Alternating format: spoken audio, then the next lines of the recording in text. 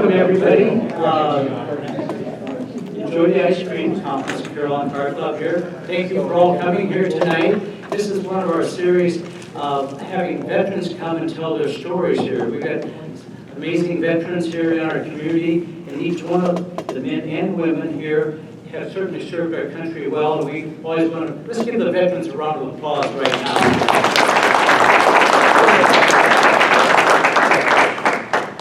And part of the car club, Carillon Car Club, is we try to do projects here, if it be the flags out front or these events inside here that are fun, and hear life stories, because everybody has a good story and a life story here about what they've done with their lives here. And if there's other military people that are here, Candace is here spearheading this for us back here.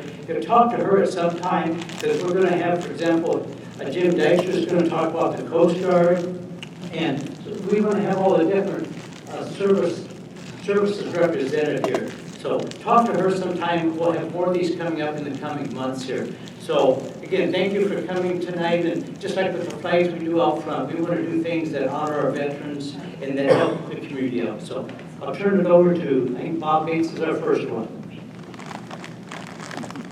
Good evening and welcome to our conference on submarine life.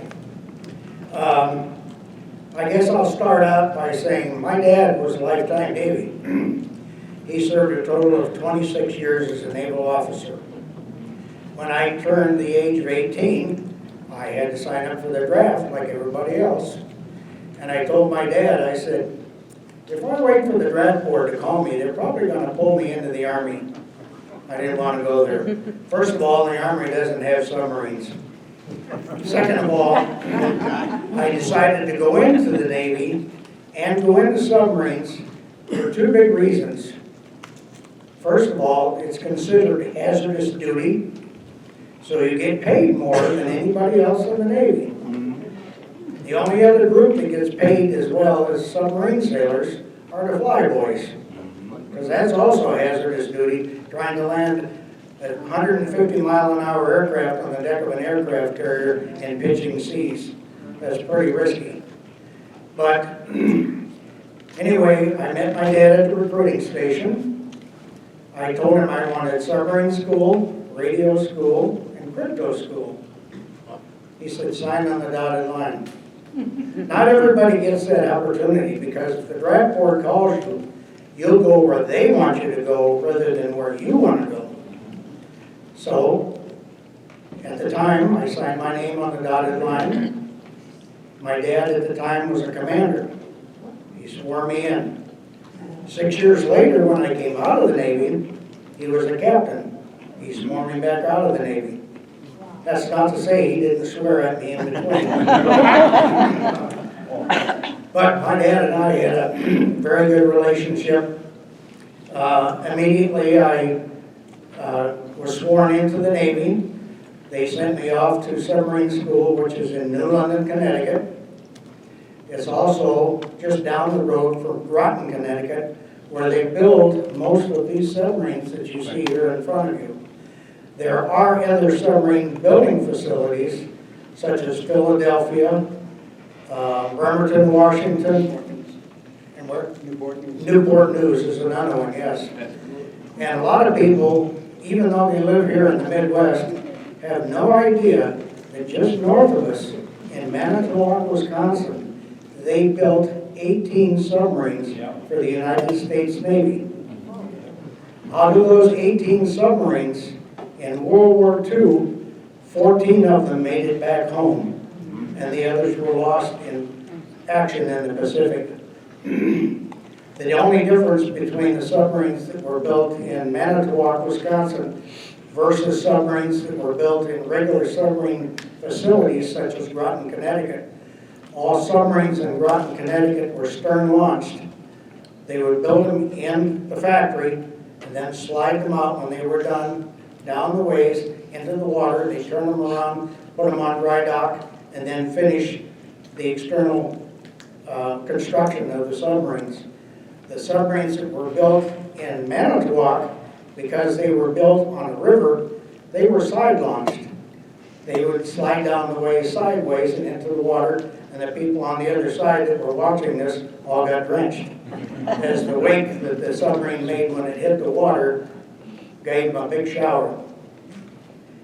Anyway, I'm sure you're all old enough to remember the Cuban Missile Crisis, which was back in 1962.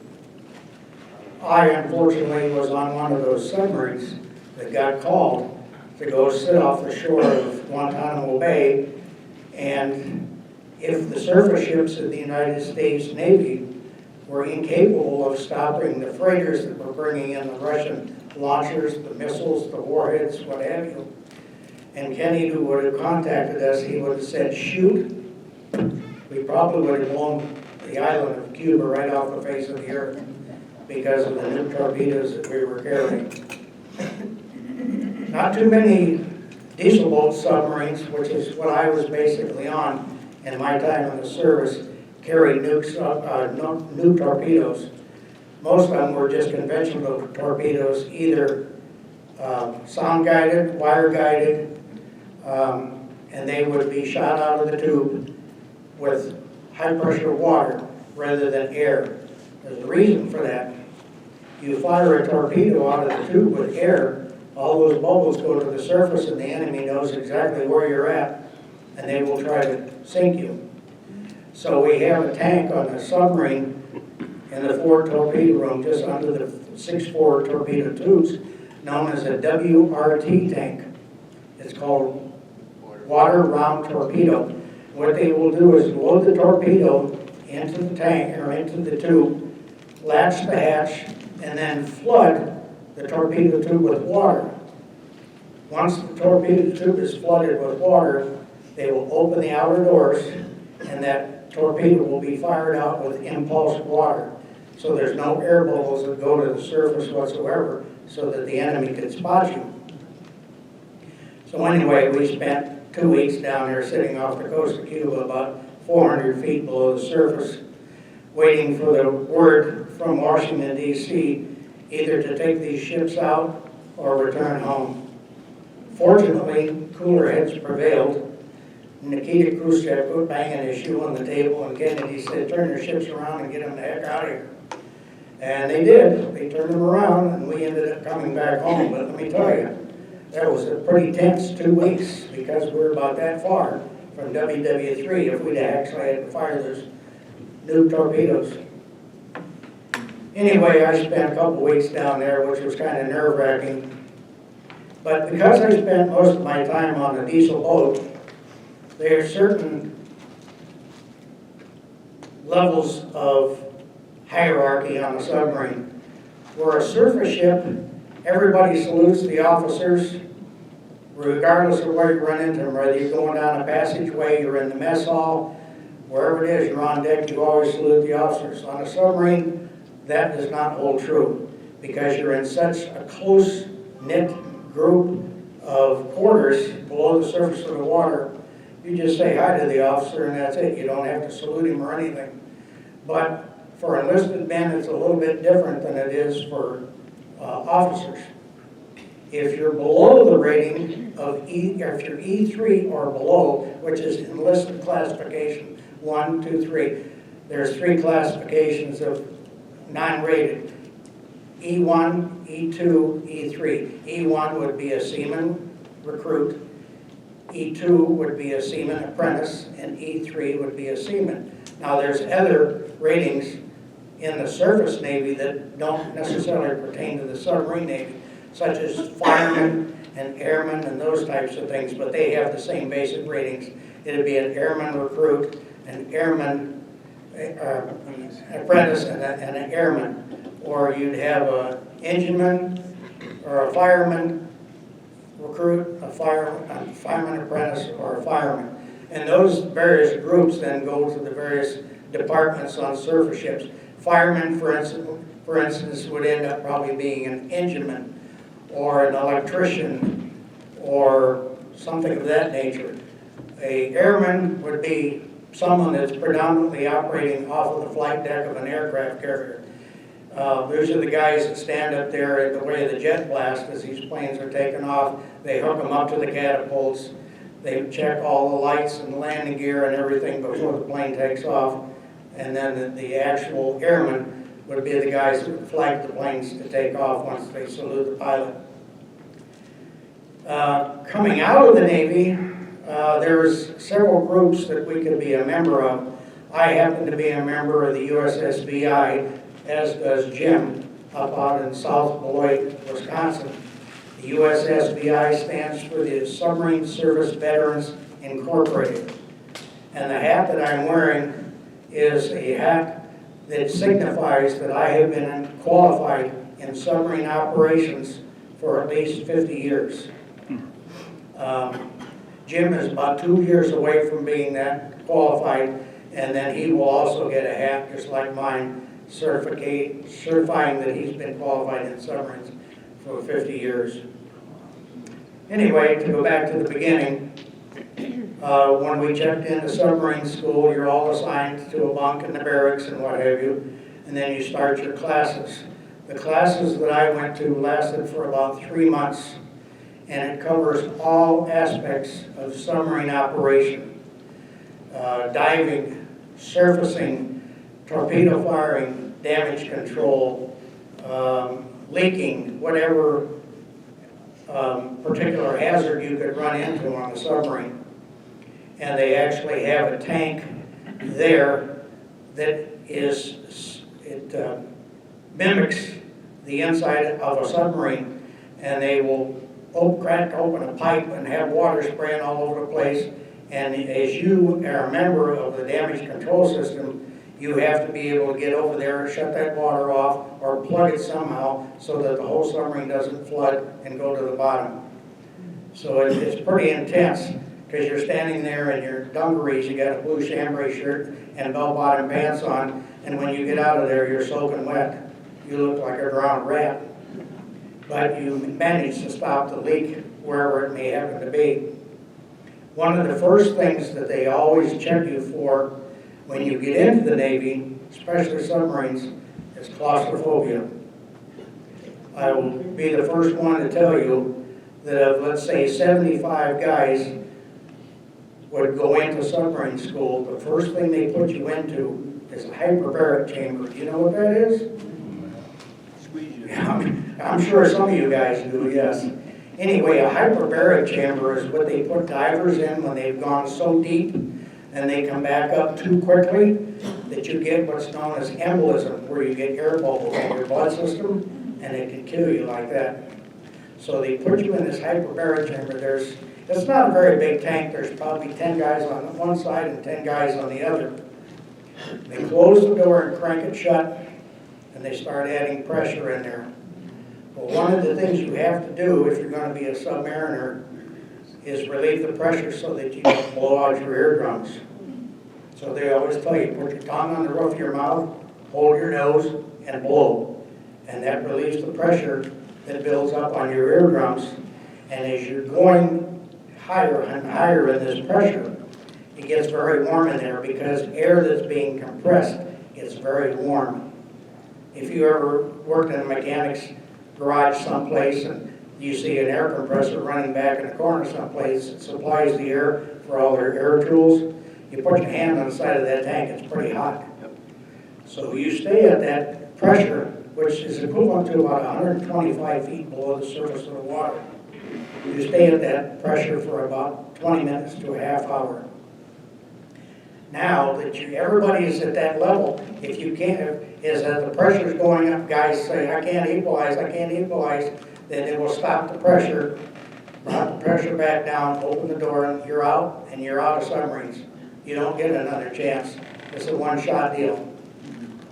So they let those guys that can't equalize out, they close the door, and they start cranking the pressure back up again.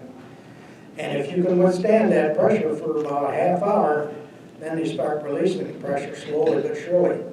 Now what happens? The air that's in there under pressure is now expanding. All of a sudden it's cloudy in there. You can't even see your hand in front of your face because that air is cooling so rapidly as the pressure is decreasing. fog forms immediately in that decompression chamber. And eventually, once the pressure gets back down to zero, the door swings open, you're out, and you're on your next step to qualifications. Well, they have a large tank, looks much like the water tower here in Pingree Grove, down on 47 and 72. But that entire column of 125 feet tall is full of water. So you go into this tank, you go all the way down to the bottom, and then they put you in what's called an airlock. The airlock builds up pressure just like the hyperbaric chamber does. So, and they start cranking up the pressure. So you put your tongue against the roof of your mouth, you hold your nose, and you blow to equalize the pressure. And at the same time, the water in that tank is coming up. And it gets up to about your chin, and it stops. Well, at that point, the water that's up at chin level equals the water pressure that's in the tank on the other side of that door. So that if you were to open the door, that water wouldn't rush in and crush you. So you get up to the equalized pressure that's in the buoyant descent tank, the door swings open, you stand out there on the step, you lock your fingers over your head to act as a rudder to steer yourself. Before you step out there, however, you hyperventilate 3 times and you hold the 4th one. Because at that depth, the pressure on your lungs is pretty great. Instead of your lungs being this big, they're about this big. And you think, oh, if I got to go all the way to the top, I'm going to run out of air. Not so. Because at that pressure, your lungs being this big, and as you step out on that step, put your hands over your head and start blowing, as you're going toward the surface, your lungs are expanding, getting bigger and bigger and bigger. So when you get out of that 125-foot depth of water and swim over to the edge, you're still blowing because your lungs are still expanding after being compressed so deeply at the bottom of that tank. And you have to do that 3 times. You have to make 3 ascents to the surface.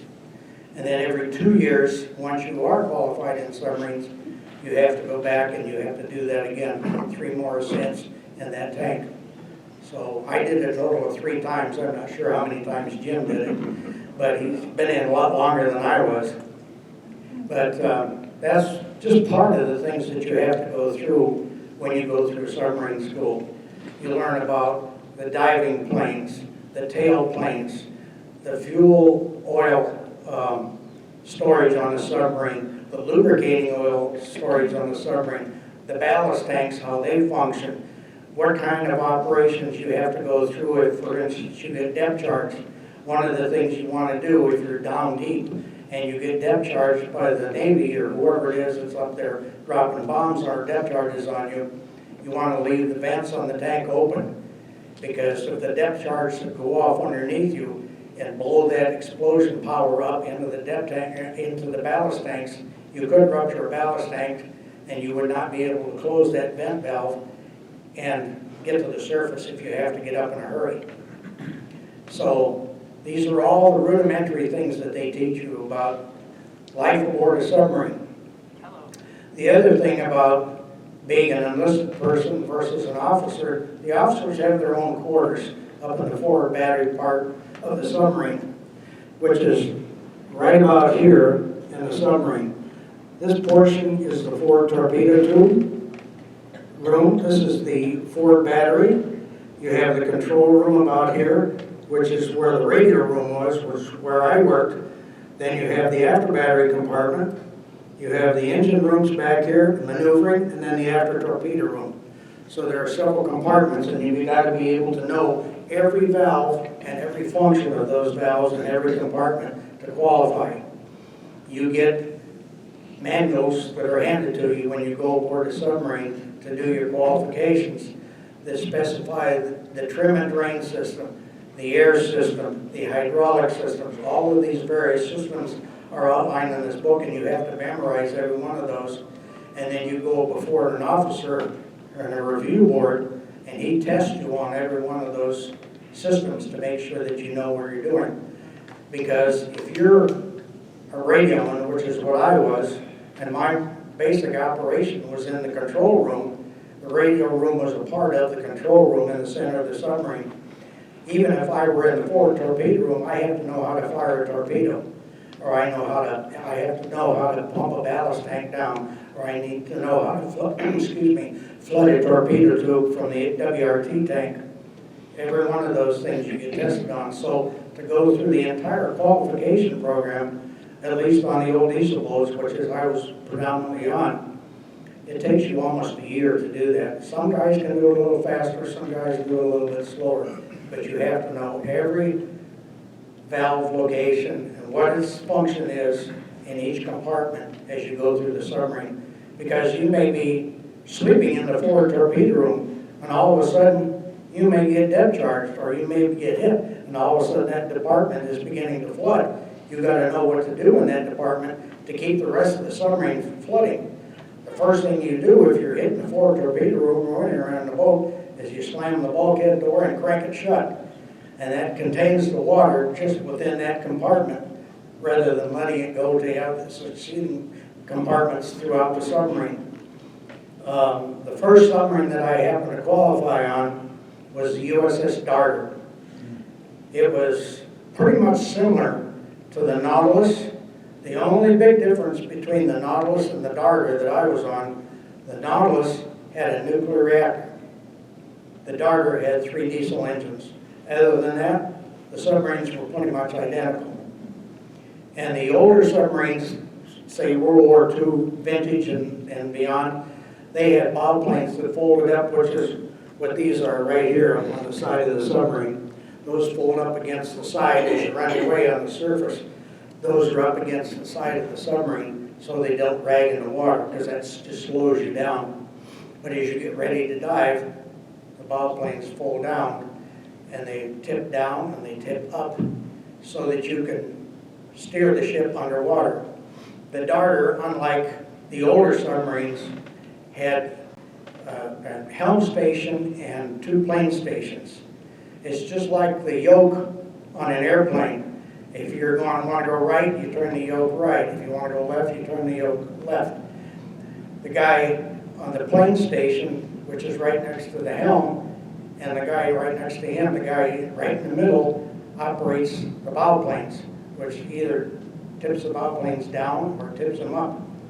The guy who sits at the tailplane section does the same thing. He can turn the tailplanes down or he can turn them up. What you do when you get ready to dive, the bow planes go down like this, but the tailplanes go like this. Because what that does is make the submarine go like this. It's just like flying an airplane. The tailplanes on a submarine operate just like the tailplanes on an aircraft. So if you want to dive down, you put the tailplanes down, which pushes the back end of the submarine up and pushes it down in the water.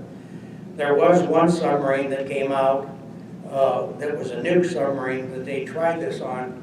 Instead of putting the sailplanes up here on the sail, where there are on most of the submarines today, they put the sailplanes on the bow. That was on the Daniel Webster. It was a fleet ballistic missile submarine.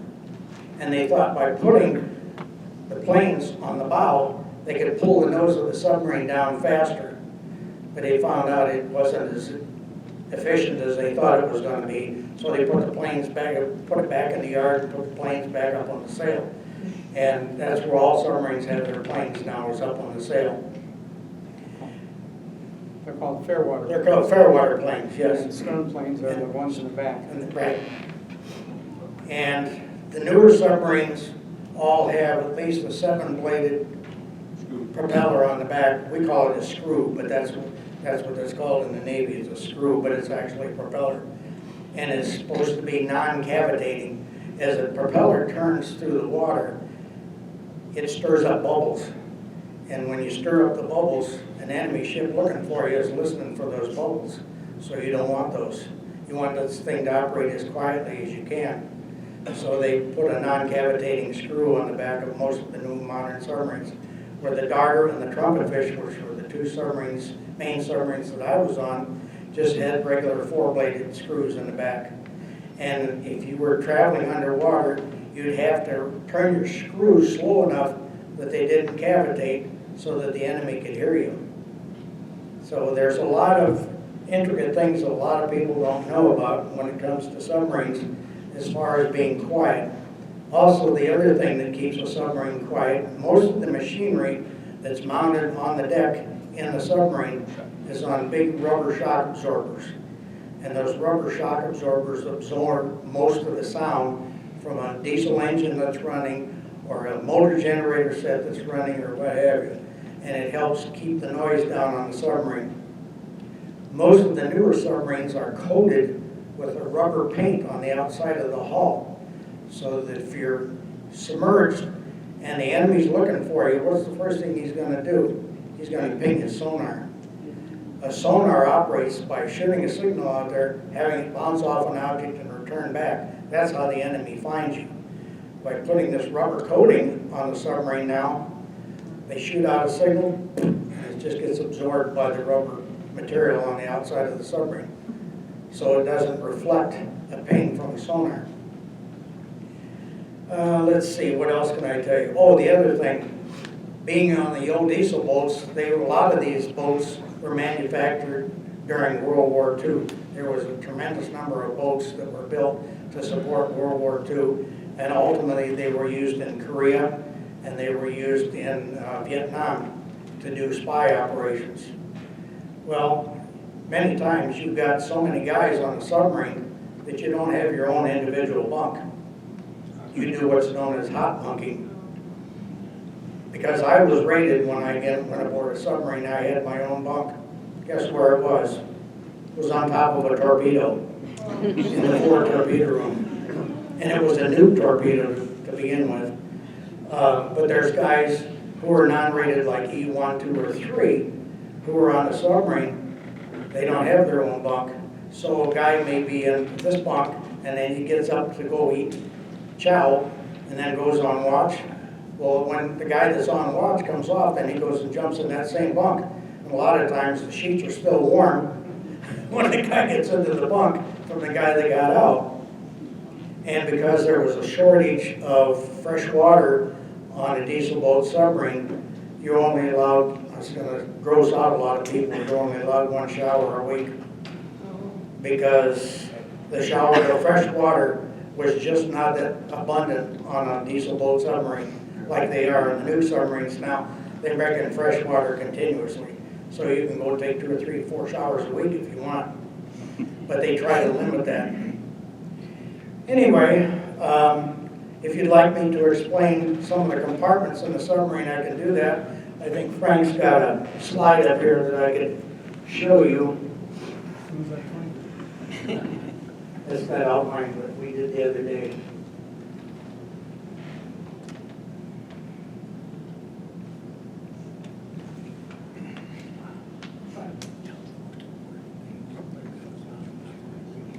That's right. There we go. Look, went past it.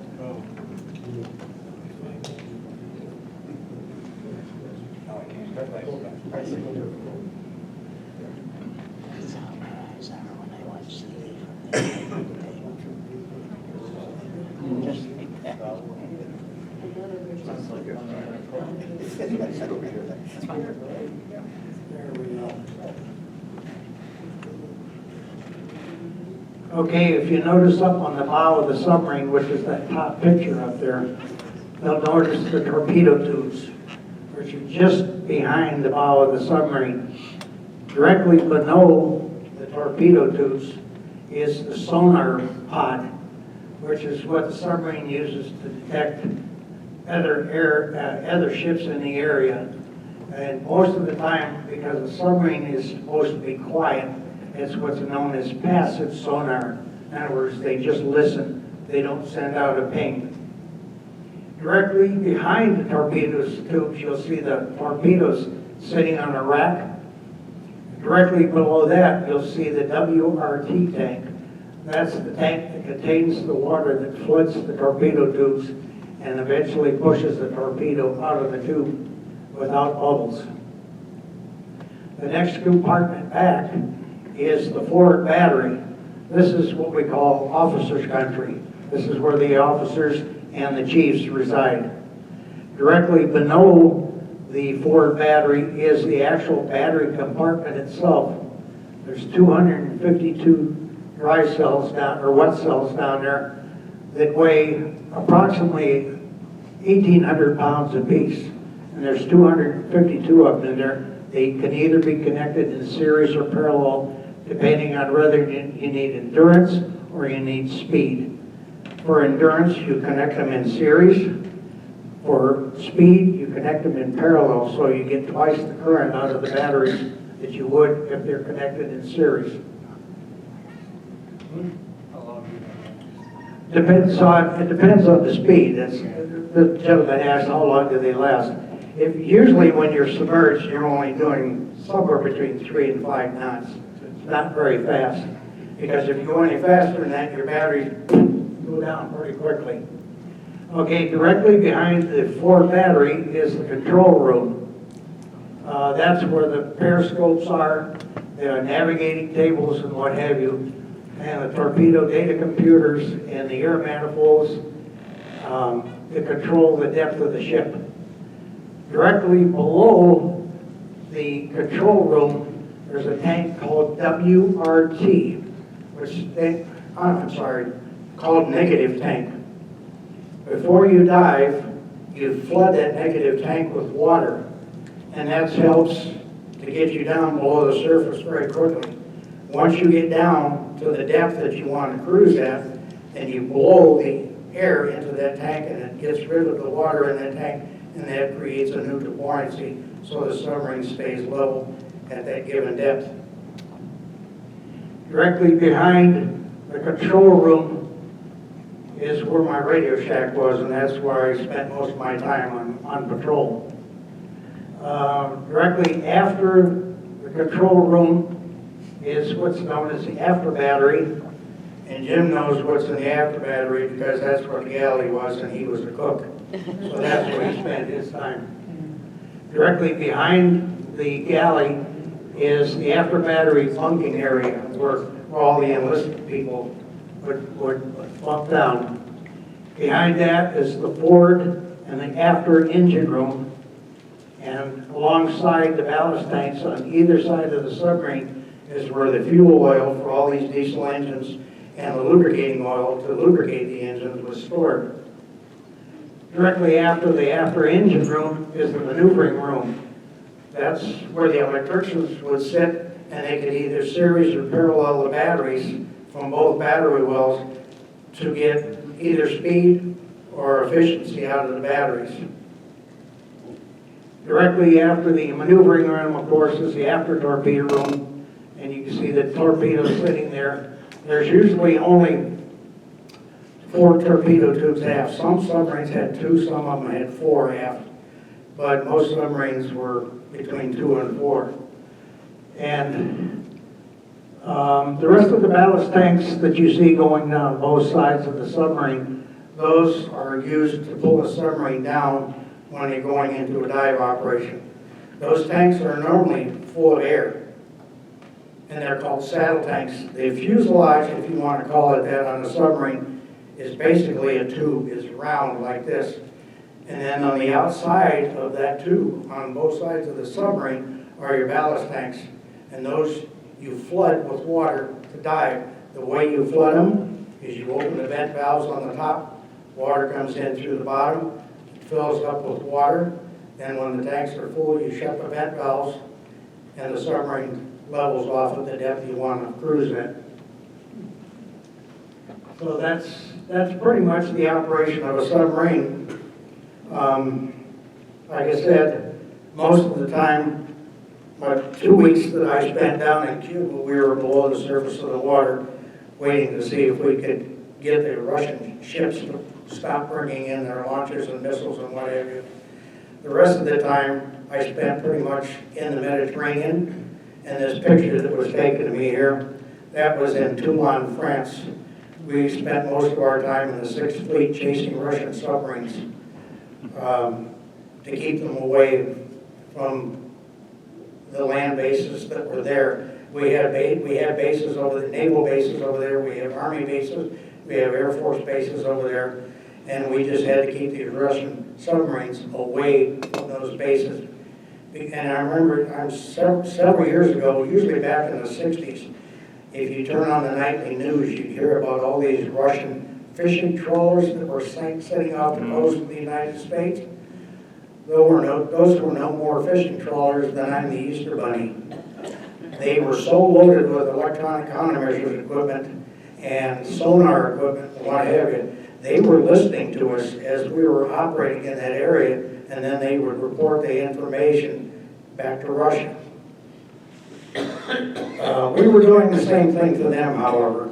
We would submerge and go underneath them, and we would take pictures through the periscope of all the electronics that was hanging on the underside of these trawlers. And then we would then take that information, we'd send it to the Pentagon so that the Pentagon could keep track of what these guys were doing. So that pretty much wraps up what I did while I was in the Navy. And if you have any questions, you can ask them anytime. Yes, sir. How many were in the crew on the submarine? It depended on the submarine. The first submarine that I was on, we had 12 officers and 70 enlisted. You get on the bigger submarines, like the Trumpetfish, which was the second boat I was on, we had about 15 officers and almost 100 enlisted. And then on these new boats, there's quite a bit more. There's probably close to... On the nukes, both the fast attacks and the boomers, there's 15 officers and there's about 135 crew. There's total about 150 total people on board. So there's 15 officers, there's about 10 or 12 chiefs, and the rest of them are all lower enlisted. Yeah, we had about 92. Yeah, again, it depends whether it's a fast attack boat or it's a fleet ballistic missile submarine. Because a fast attack submarine is smaller, the crew is obviously going to be less than it is on a fleet ballistic missile submarine. Yeah. How long could you stay submerged for? On the diesel boats, probably about 48 hours, and then you'd have to come up. You wouldn't necessarily have to surface. What we would do if our batteries were getting low and we needed to recharge them, we would come up to periscope depth, we'd stick up the snorkel mast, and the snorkel mast has two functions. It has induction air for the diesel engines, and it also shoots out the exhaust for the diesel engines. And on the top of the snorkel valve, there's sensors. And if you should hit a high wave or something like that, that sensor will slam shut so the engines don't ingest water. And let me tell you, you feel it in your ears. Yep, big time. Big time. Because it really pulls the vacuum in the boat very quickly. Yeah. So we've had to make sure that the guys that were running the planes kept that thing straight and level all the time. Some of the testing that you guys did before, Go ahead. Go ahead, Paul. was there any kind of size requirements as far as height and stuff like that? When I first went in, there was. Yes. Because they were all diesel boats, and the hatches were only so big. Right. And they didn't want tall guys going through there and giving themselves a frontal lobotomy. So there was a height restriction of 6 feet. So I qualified very easily on that. The actually, back in the early 70s, they had a height requirement for, you had to be at least 5'2" in order to get in. You couldn't be shorter than 5'2" to get in either. So, and about 1970, they got rid of the height requirement for the tallness because some of my buddies on my first couple boats were well over 6 foot. So We did have a guy who transferred off of an aircraft carrier. He was 6'3". He went through submarine school without any problems. He got on the submarine and we had a crash dive drill. He ended up tearing off the top part of his forehead by hitting that hatch as he was going through it because he didn't duck in time. So the corpsman that was aboard the submarine had to stitch him back up. And we had to transfer him off to a shore base so they could give him a brain scan and make sure he didn't have a concussion. But he did tear the top of his head off while trying to go through that hatch because of his size. I'm not too sure if that question was that I'm going to give you is the same as that other person asked. But what is the longest time you were submerged in the submarine? Well, on the fast attacks and the fleet ballistic missile submarines, the usual patrol cycle was anywhere between 90 and 120 days Okay. submerged, No. because they had the resources to make fresh water. They had the resources to generate air. Actually, if you were on a fast attack or a fleet ballistic missile submarine, the air in that submarine was cleaner than the air in an operating room in a hospital. Yeah. Because it was so sterile, they were always manufacturing their own air. You turn seawater into fresh water to make our fresh water. It also takes the oxygen out of the water to make our air. So it's all real fresh air. Yeah, did you have a question? We were underwater 73 days submerged without surfacing. But you can go a maximum of about 120 days. The only thing that limits you as to how long you can stay submerged, as Jim will attest to, is the food. Right. Because you run out of food, you gotta get up to the surface to get more food. And you don't ever want to run out of food. No, because the troops get rather angry when you run out of food. Yeah, What's the length of these The submarines? submarines go from anywhere from 300 feet to about 475 feet, depending on which kind of submarine. They're about 33 feet wide and about 33 feet tall, not counting the conning tower. That's basically the inside of the sub. On the fast attacks and the nukes, there are 2 decks in the front, 2 decks in the back, and 3 decks in the middle, which on a fast attack and a boomer submarine, the mess deck is in the middle deck. The lower deck is sleeping quarters in the fastbacks and the nukes. And then the officer's quarters is right next to the galley, which is in the middle deck. We make water all the time except when we're running. Just to give you a general idea of our weekly routine. Monday through Thursday, well, first of all, we have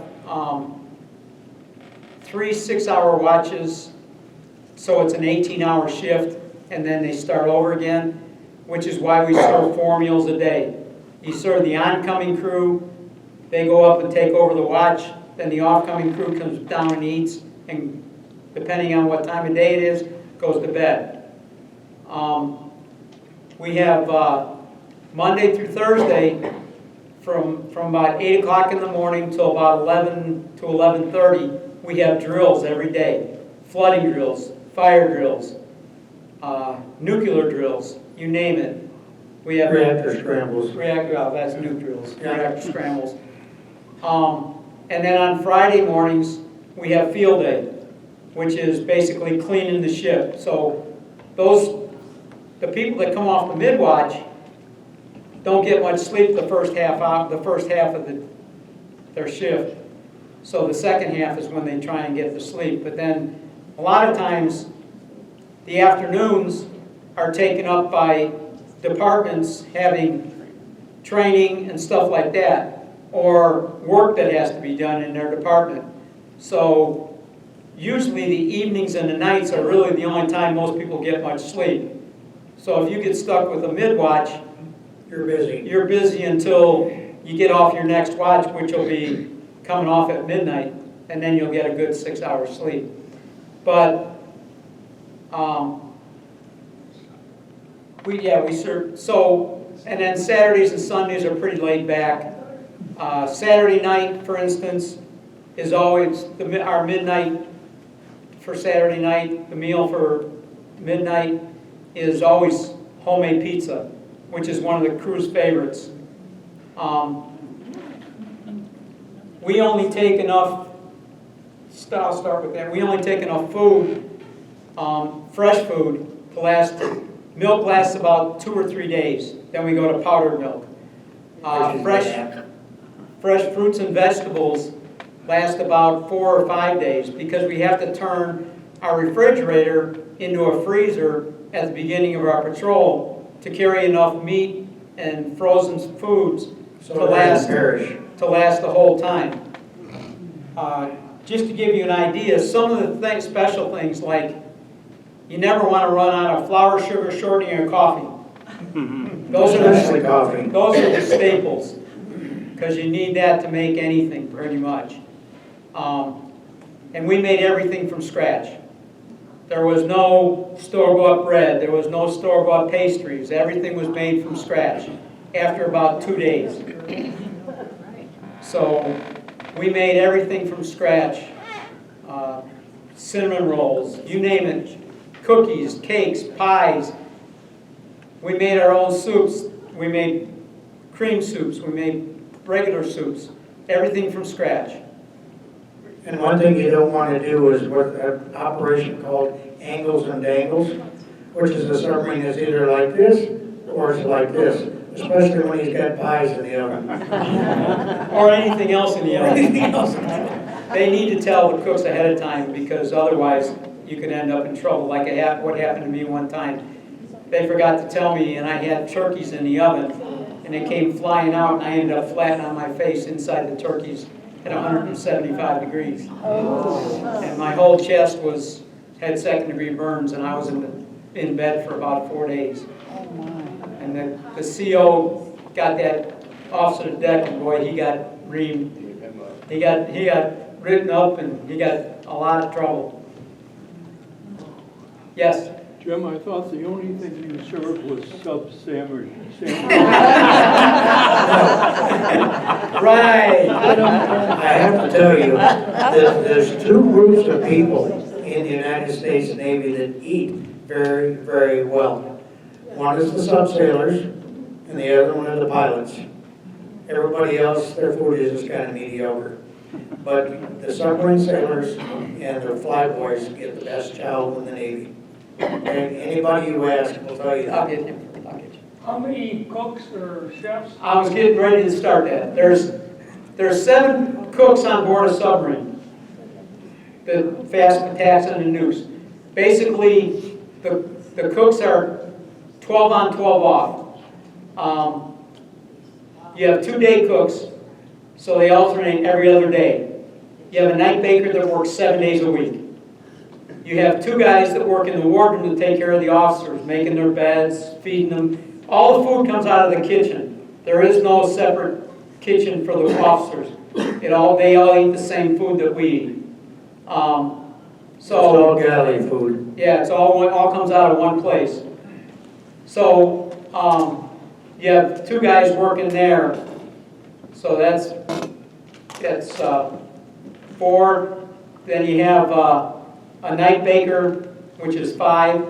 Then you have a chief, which runs the place, and he's like what I did. I spent most of my time in the kitchen because I was training all the new guys. Because every time you go to sea, you'll have 1 or 2 new guys straight out of school that don't know a thing about what they're doing. So you're basically cooking the first couple of weeks to train them, and then after that you're just helping them to show them how to do things. Because except for baking, the recipe cards they have, especially in the Navy, are guidelines. They're not specific. They're not gospel. And if you follow those, they're pretty bland, and most people would not want to eat it. So we doctor it up big time so that the guys enjoyed it, because that's really the only thing they got to look forward to on a sub is the food. The next There used thing, to be a rum ration, but they don't have that anymore. no. The next thing I want to talk about is family grams, which is what you get 4 of them when you go to sea. And family grams are what's the only thing that the family can do to send out to the guys on board to let them know how things are going. The problem is, with a family gram, it goes to squadron. Squadron reads it. It can only be good news. You can't say bad news. You can't say anything detrimental. It's got to be only good news. It's the only thing that squadron will allow you to come on board. Otherwise, you're not allowed to demoralize the crew. right. Now, if you get an emergency, it'll be a separate message that goes to them the radioman, that goes straight to the captain. And depending on what it is, will depend on whether or not the captain will tell you what's going on. In a lot of cases, if it's immediate family, they'll tell you, we'll get to an area where we surface, meet a helicopter, and they get the guy off. But that's immediate family for a submarine is parents, brothers and sisters, wife and kids, period. No grandparents, no aunts and uncles, nothing. Just immediate family. If anything else happens, the CO determines whether or not you can handle it to whether or not they tell you what's going on. To give you an example, on one of my patrols, about halfway through, my wife had a miscarriage. She was about 7 months pregnant. The CO got the message, and I was already a chief, so I'd been in for 17, 18 years at that point. So the CO knew that I could handle it, so he told me about it. We were still 6 weeks from coming home, but with a miscarriage, there's nothing you can do anyway, but that's beside the point. In a lot of cases, they would have waited till you were 2 or 3 days before coming back, before they tell the person what's going on, so that they don't go berserk. The next thing I want to talk about is medical. We only have one corpsman on board a submarine. He's an independent duty corpsman. He's usually a first class or a chief. He's equal to about an LPN, licensed practical nurse. They can do minor surgery. They can give prescriptions. They can do narcotics in an emergency, all that kind of stuff, because they're trained on it. But in an emergency or in a drill, he's not allowed to go back where the problem is. Like, they'll almost always have somebody that gets hurt, whether it's a cut or knocked out or whatever it is. He's not allowed to go back there. So we have a crew of about 4 guys, and from the time about 12 years till I retired at 24 years, I was in charge of that. The 4 guys would go, while we were on shore duty, we got trained in how to take blood pressure, how to do this, how to do that, how to stabilize them, and then we would bring them back out to the mess decks where the corpsman was waiting to take care of them completely. So we always had a crew that went in, and the corpsman we'd be on the radio with the corpsman.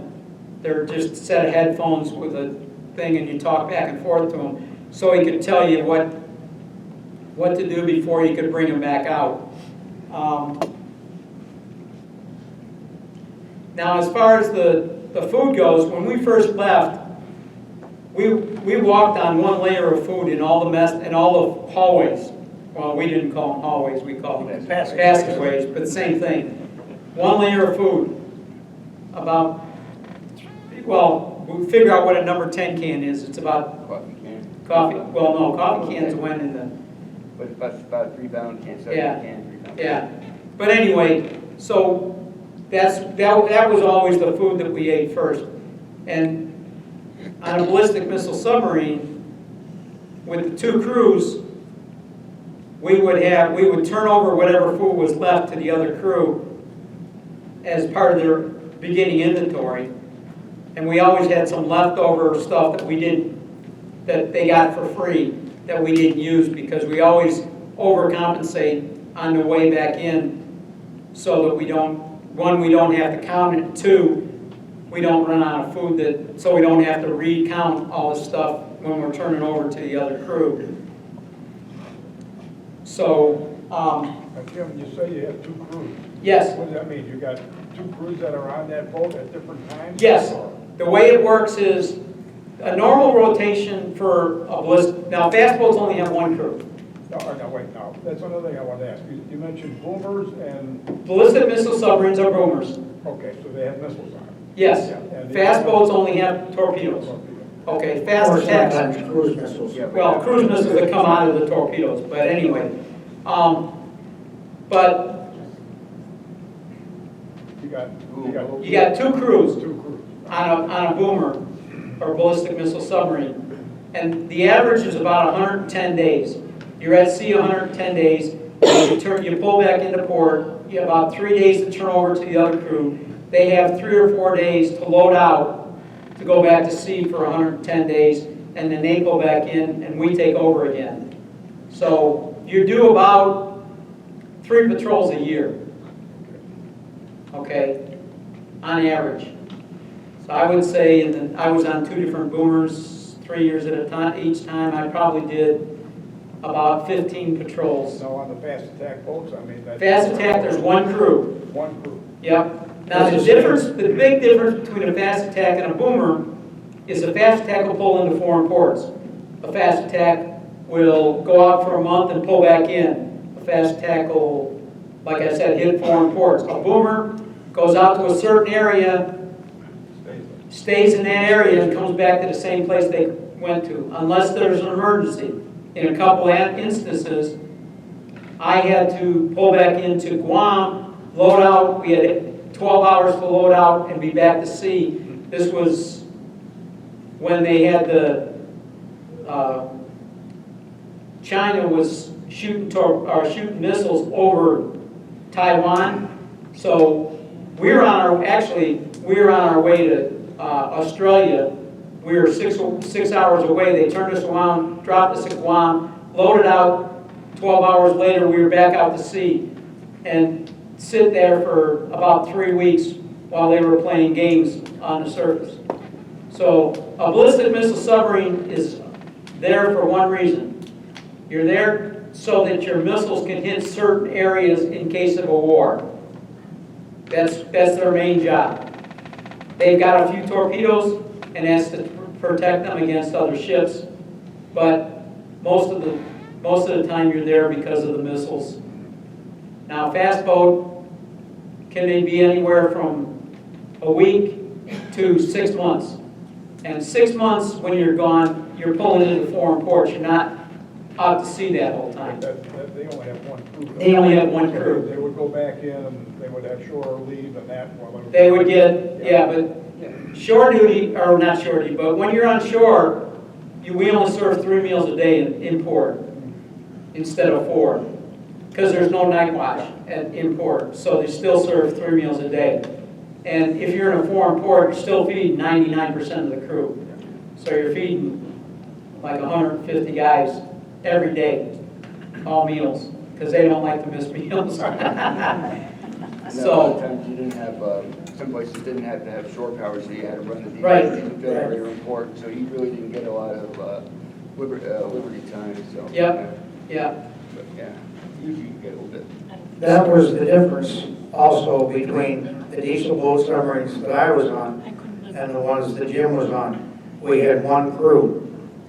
We spent 6 months in the Mediterranean Ocean chasing Russian submarines.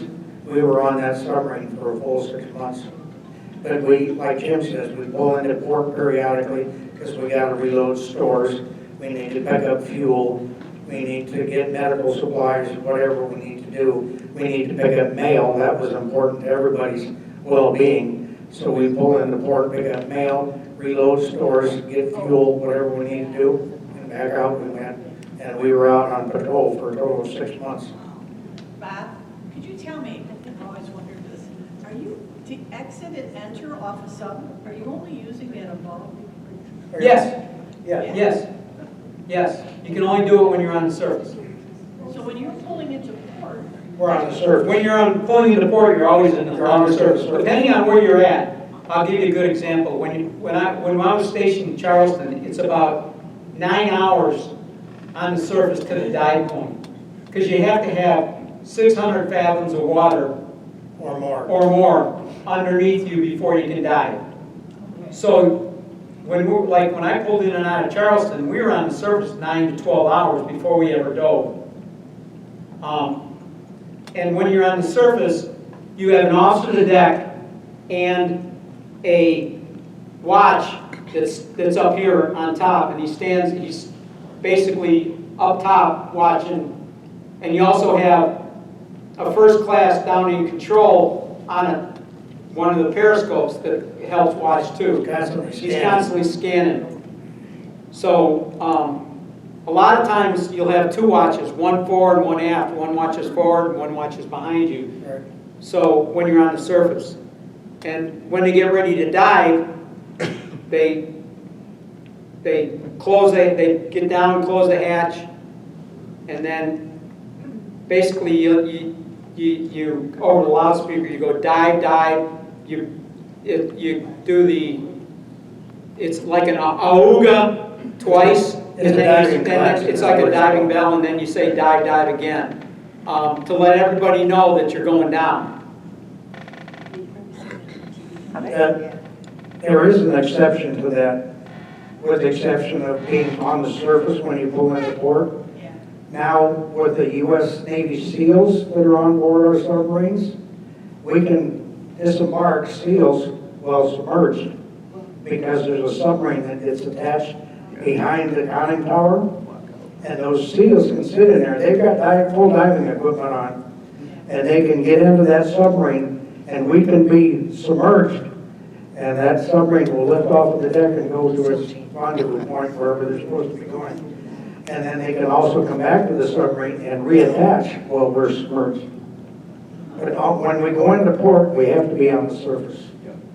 The other thing is when you're pulling in and taking off, there's about 10 guys on topside, other than guys up on the conning tower. There's about 10 guys on the deck, and those are the guys that Make the deck preparations. well, they bring the ropes in, or take the ropes, or send the ropes out so they can tie up, and then they store them in hatches underneath the deck for getting ready to go to sea, and then they all go down and close that hatch before, and then then you just got the people on the conning tower. When you're on the surface, pulling into port and going out to sea, you always have a swimmer on in case somebody falls In case over. somebody falls over the side. And for about the last 15 years I was on board, I was one of the swimmers. So I was almost always topside when we were pulling in and taking off, because I had my first class in the kitchen cooking so that I could be topside, because I was, like I said, I was a chief for the last 13 years I was in the Navy. So I had my first class cook that one meal so that I could be topside. And are you smooth in the water? I mean, It depends on the water. You're not smooth if it's rough seas. You're rocking and rolling. Terrible. The only difference is if there's a hurricane going on topside and you're sitting 400 feet below the surface, it's just like sitting here in this office. Yeah. It's very smooth. You can hear it on the sonar. You can hear the waves on the surface pounding and beating against one another. But if you're 400 feet below the surface, it's just like sitting here in the clubhouse. You're eating mashed potatoes and gravy and sirloin steak and what have you. And the guys on topside are hanging over the rail. Yeah. Doing what, Hey, Jerry, sorry. Yes. So how many guys could go in or out? Let's say disembarking. One at a time. So how long does it take 150 guys to come out? About 20 minutes. About That's 20 it? minutes. That's it. Really? Yeah. Well, especially when you're pulling into port. They don't waste any time getting out of there. They're waiting to get home to see their girlfriends. The only people that don't get off the submarine right away, Is the duty crew. the duty crew and the cooks. Because the cooks have to take all the trash, because the last 4 or 5 days before we pull into port, we're not allowed to get rid of any trash at sea. So we got to get rid of all the trash, and then we got to load fresh food on board before we can leave.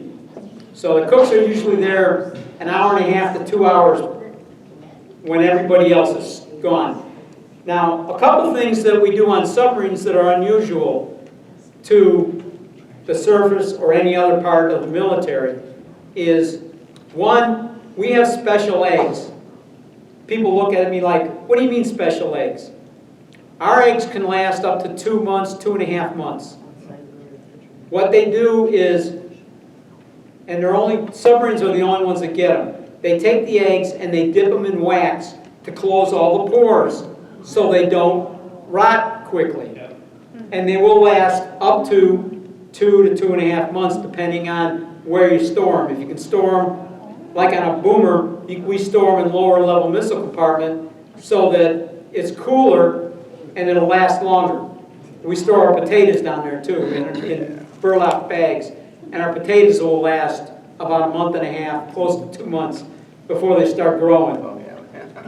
But they do grow, and we can cut them off and still use them until they start really turning, which is like 1.5 months. But then the other thing that is laundry. And this is, Bob didn't have it on diesel boats. The old diesel boats didn't have this. Fast boats and boomers don't, except for the cooks, don't wear regular uniforms. They wear what we call poopy suits, which is like a what? coverall. It's like a jumpsuit. Like a jumpsuit. And this is what they look like. And you have your qualifications. If you're qualified for submarines, that's your subs. And then you have your rank on the collar so that people know what rank you are. Now, on submarines, it's very tight-knit, so it's real, the camaraderie is very good. When I got out after 24 years, I had a lot of trouble the first 8 or 9 years getting back into civilian community, because it's so different that it's real hard to deal with people that just don't show up to work, or just call in sick because they don't feel like coming to work, or anything like that. You don't have any of that on board, especially on a submarine.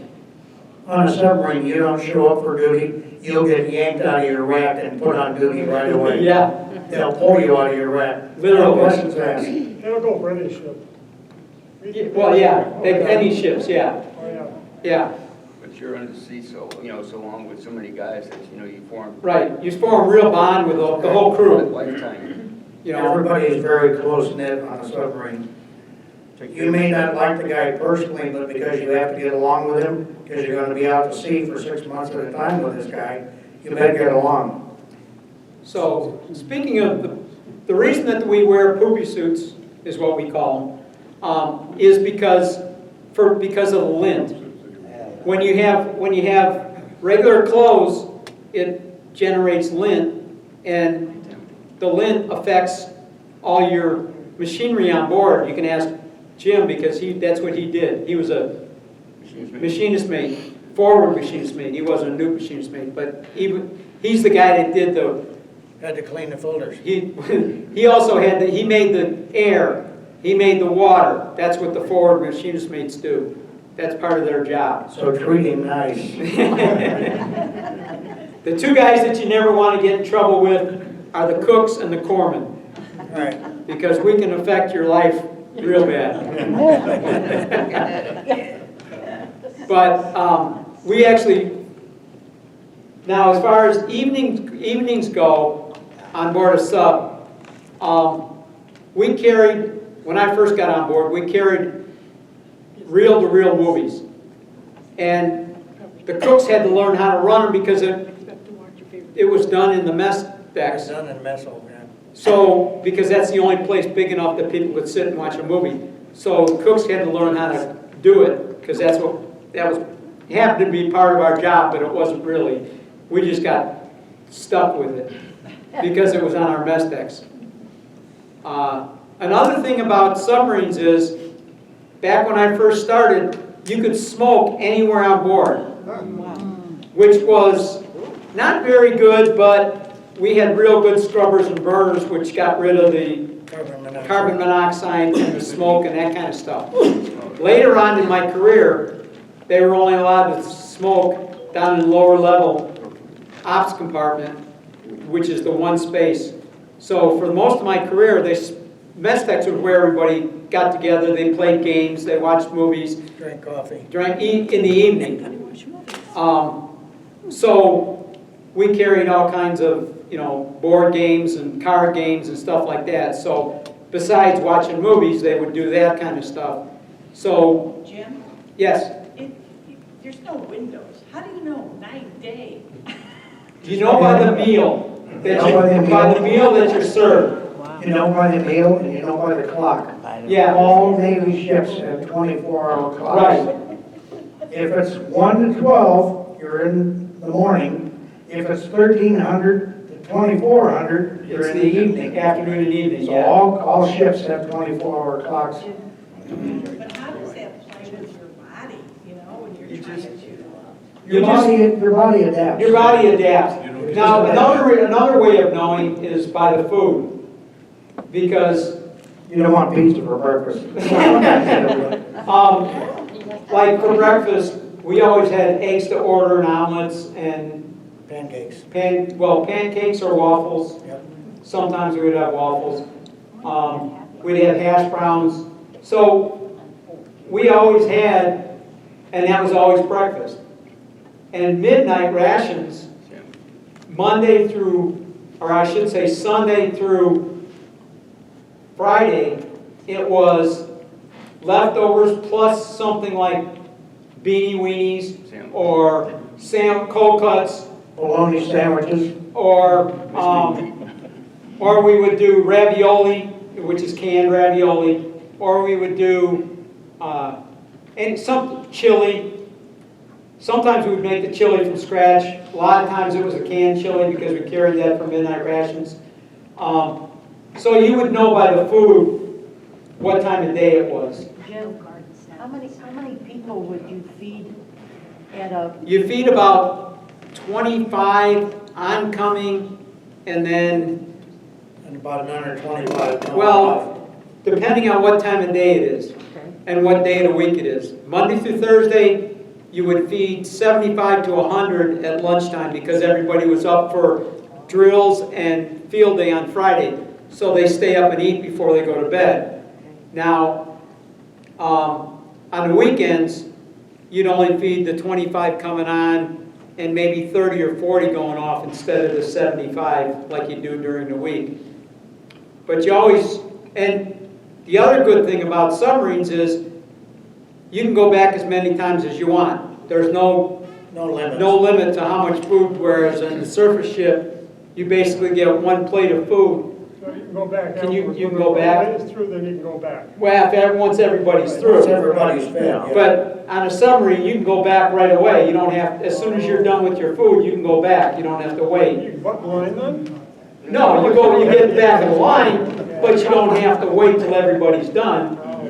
Yeah, we used to have maybe 100 guys in line. Yeah, on a surface ship, yeah. It's a One or two or three meals a day. So, pardon? How many meals a day? 4. Oh, there's 4. 4 meals a day, every 6 hours. Okay. 11 to 12, and 5 to 6. It's 11 to 12, 5 to 6, 11 to 12, 5 to 6, every single day, at sea. Just one breakfast and the rest are? Lunch and dinner, our regular meals will serve, Yeah. you name it. I mean, we have fish, sometimes we make roasts, we make all kinds of different food for lunch and dinner, and then midnight rations is a little less food than lunch and dinner. Okay. Jim? Yes? Did you have like special pots so that, you know, when you're rocking and rolling and it's... Not special pots. You had it's hard to explain. You had bars that were on top of the stove that could lock them in to place to keep them from sliding around. That makes sense to me. And there's also a lock on your ovens. However, in a lot of cases, if they take large angles and there's something heavy in the oven, that latch is not going to hold. As I said earlier, the latch, if it's something heavy coming out of the oven, like turkeys, which is what I fell into, it'll knock that door open and it'll come flying out. We do have a fryer on board that we do some frying, not a lot, but we do have French fries once in a while. We have, that's really about the only thing that we fried was French fries. Everything else is in the oven or on top of the stove. I might add too, that on the diesel boats, the chow was in different segments. We only had 3 watch stations on a diesel boat every day. You had the midnight to 4 in the morning, 4 in the morning to 8 in the morning, and 8 in the morning till noon. Well, then the guys that were from midnight to 4 in the morning came on at noon, and they stood watch till 4 in the afternoon. The next crew stood watch till 8 o'clock at night, and the last crew stood watch till midnight. So we only had 3 duty stations where they have 4 watch No, stations. we had 3. Or 3, yeah. But ours were 6 hours. They're 6 hours, not 4 hours. Yeah. So ours were every 6 hours, yeah. When they would give the dive signal, how much time did you have before it actually went down? Once it went up. It's usually about 35 to 40 seconds Yep. to get off the bridge. There was 10 guys on the... No. No, there's not that many. When you get ready to dive, all there is the 2 guys, the 2 or 3 guys that are up on the conning tower. You got the officer of the deck and 2 watches. That's it. And you got 3 guys on the bridge. And When they they, hit dive, the 2 watches go down, the officer is the last one down because he dogs the hatch Yeah. and certifies that it's last. Watch the vents open and. yeah. So, But once that submarine starts, the ballast tanks start to fill up with water, it doesn't take long before that bridge is underwater, usually 35 to 40 seconds. yeah, you're It goes down very quick. and just to give you an idea, when you're at, we never came up above periscope depth on a boomer. For the whole time we were underwater. Periscope depth, the bottom of the boat is about 150 feet from the surface. So the top of the sail is about 75 feet, which is about the length of your periscopes. And that's the only thing really that goes up unless you're, and 99% of the time, you only go up at night, so you can't be seen. Otherwise, we stay 3, 4, 5, 600 feet underwater. Now, submarines, fast boats, and boomers can go in excess of 1,300 feet. That's all I'm allowed to say. We do go deeper sometimes, but that's all, officially, that's all we're allowed to say, is we can go in excess of 1,300 feet. And there are some times that we cruise at about 1,000 feet. Especially if there's a hurricane, we'll go down to 1,000 feet in a heartbeat and just stay there. Because you don't feel anything. It's just like being on land. When you're underwater, there's no difference than being on land. Just like sitting here. Yep. Jim, Yes. how big was your kitchen area? We had 5 tables on the mess decks. 4 of the tables, or no, 6 tables. 2 tables sat 6 people, and the other 4 tables sat 4 people. That's all you could sit at a time. Now, as far as the kitchen goes, you had the cook side was probably about the size of these 3 tables. 3 tables. And about the width of a table and a half. That's all the room you had. And on either side of that was your equipment. And did the baking have to be adjusted like you do in the mountains, like being too No, large? no. They came out of the normal? Yep. Yeah, everything was, it's just like being on an airplane as far as the air on board a submarine once you go down. It's just like being on an airplane up in the sky. Except the air in a submarine is cleaner than Right. an airplane. Yeah. Because we manufacture our own air.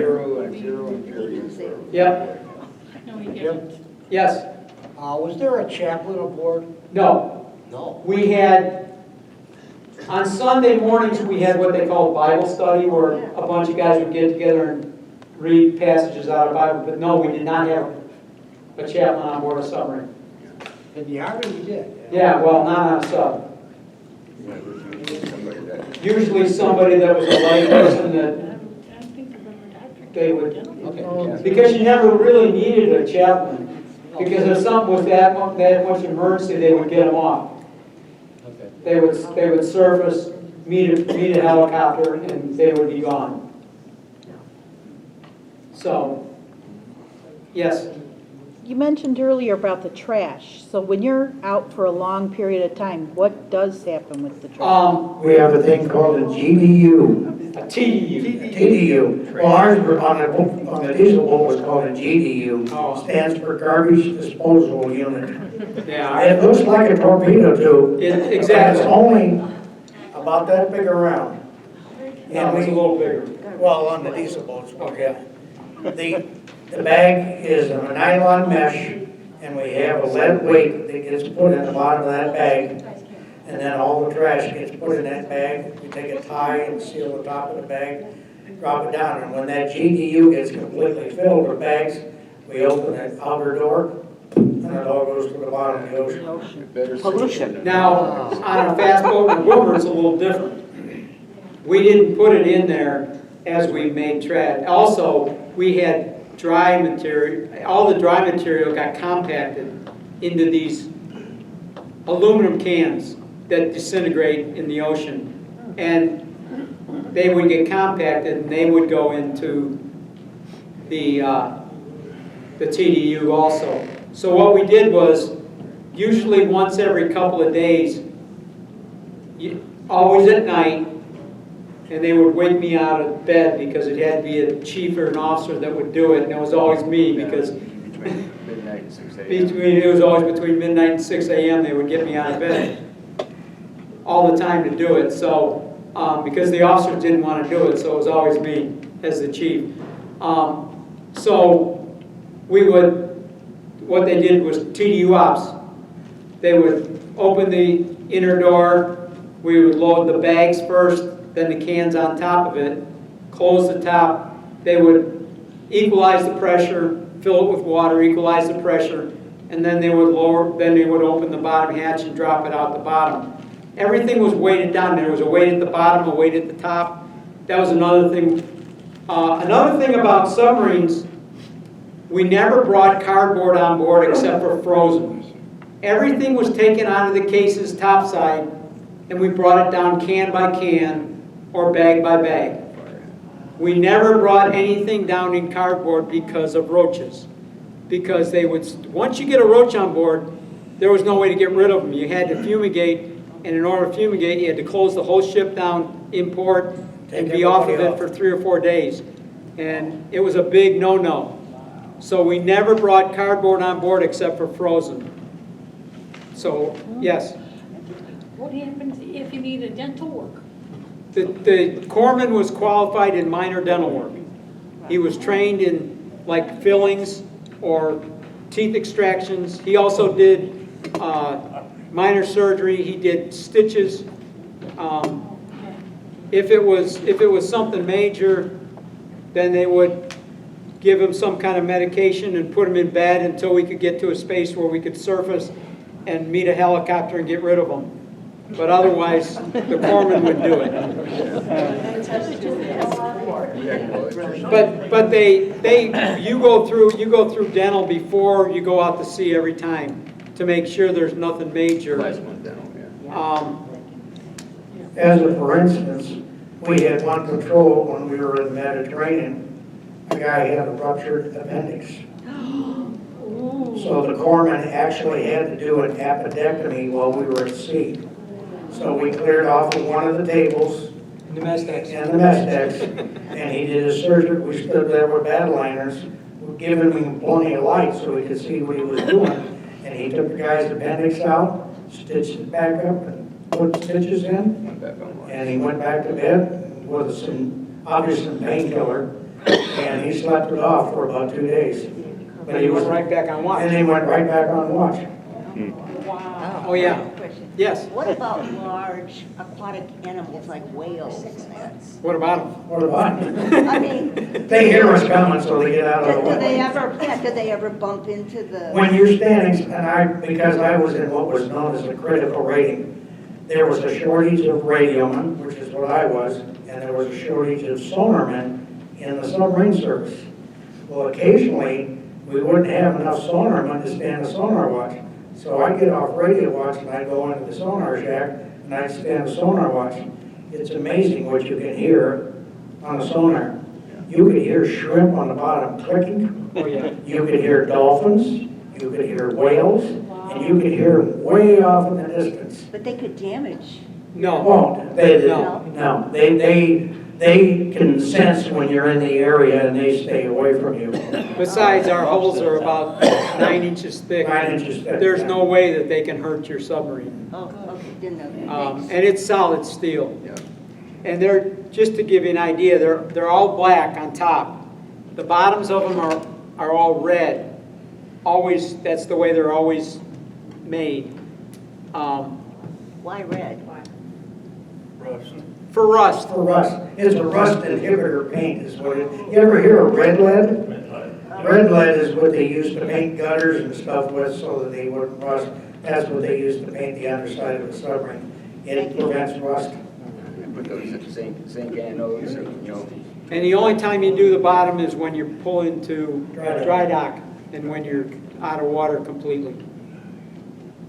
Jim? Yes. Am I to understand too that submarine, that branch of the military is the only one that is volunteer? Yes. No, not the only one. No, there's others. There's others like SEALs are volunteer, but submarines are specifically volunteer. For a lot of reasons. Now for me, when I first went in, my dad was Air Force when he was in during the Korean War, and he told me when I went in, he said, get a guaranteed A school before you sign your contract, which I did.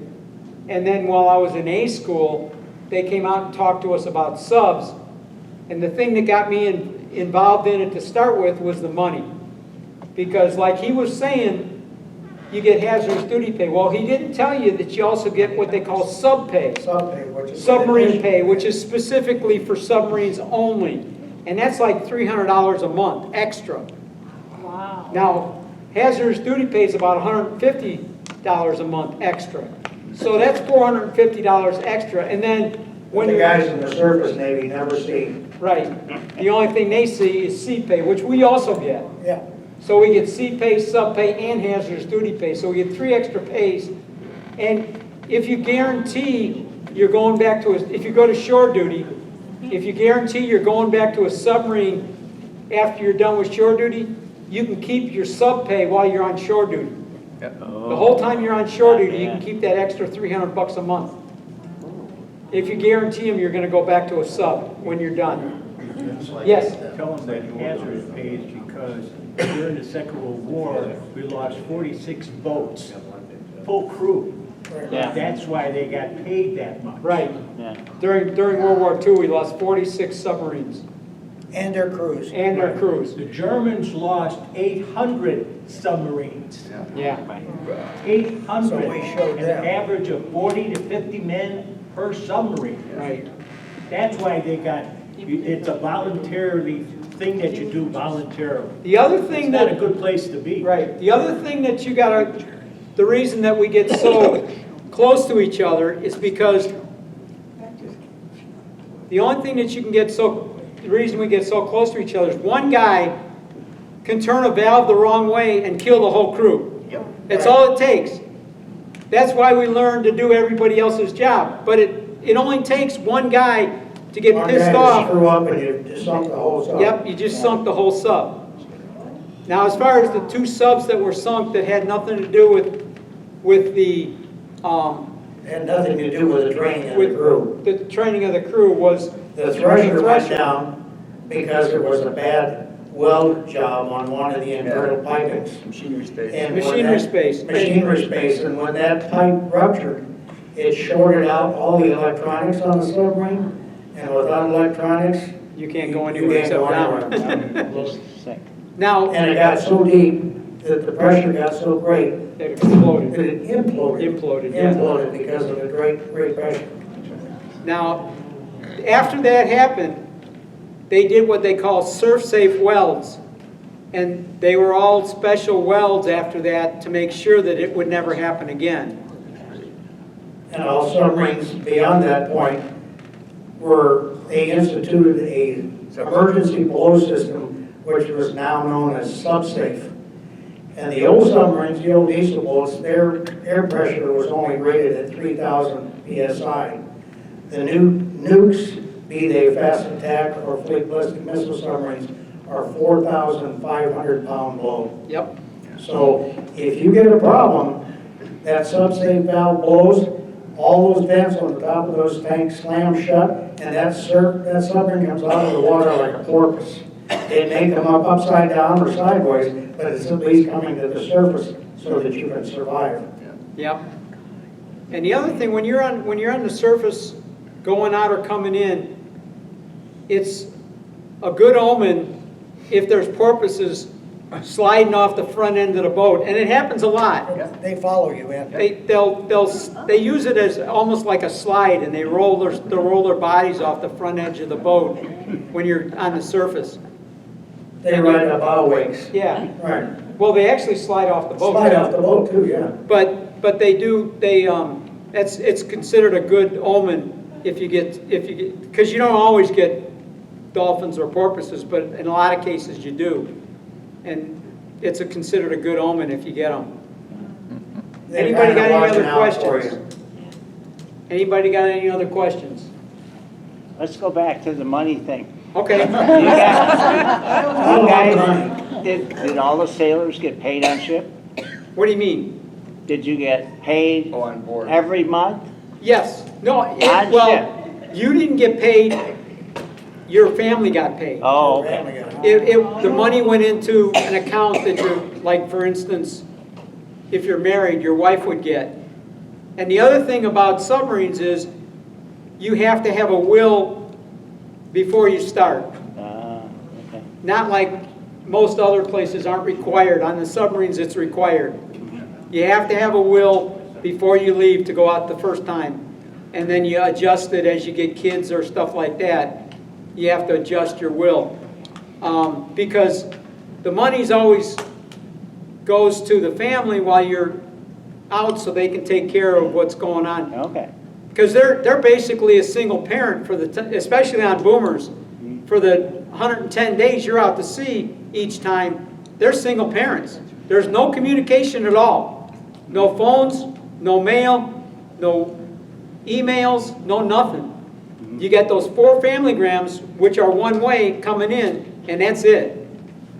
There's absolutely no communication at all while you're out to sea. Well, that's why I was wondering. I was on an aircraft carrier, and we got paid every month in cash.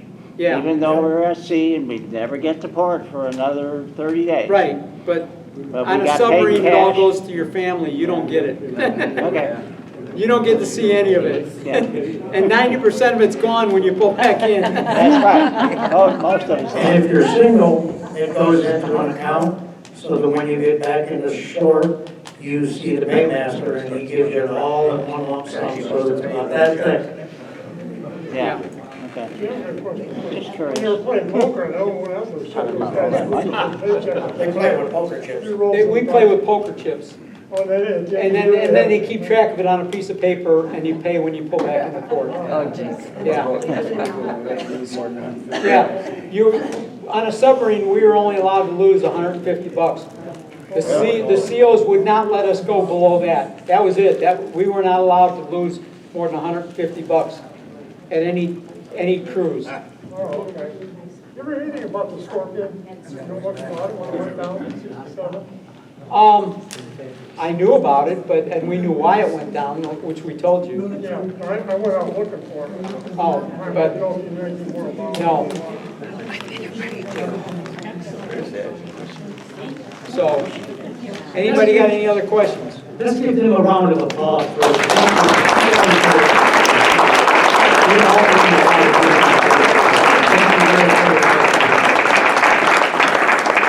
We have a small gift here. It's sub sandwiches. Actually, it's a certificate for ice cream from Milk House on that stuff here. And make sure you get a chance to come up and look at the displays. And Jerry, here's just a little thank you for you too. And come up and look at their displays here, more impressive food. And like, if you ever get to Jerry's house, he's got a 3-foot-long submarine. They hand painted himself, very detailed. That's what aircraft carriers and other things here. Can't thank you enough for your service. It's a veteran. Please raise your hand. We're just trying to see how many veterans we have. So thank you again for your service. And again, we're working on some more of these. We'll see the advertisements, the newsletters come out in the newsletter. Or through email.